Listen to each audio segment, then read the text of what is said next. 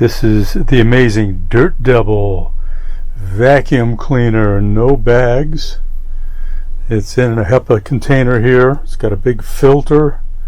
Just push this button up here, you pull it out, and so it's portable. You can drop in the trash can, clean it all up. So the back is really convenient. It's got a winder for the cord. It's got your tool holder. Here's your tool holder right here. Your hose comes off, it disconnects over here, and you can then hand vacuum using one of the tools. And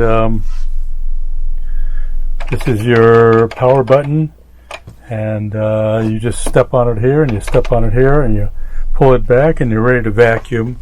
It's really a great, handy vacuum cleaner. Not too big, very powerful. So there you have it, your Dirt Devil vacuum cleaner.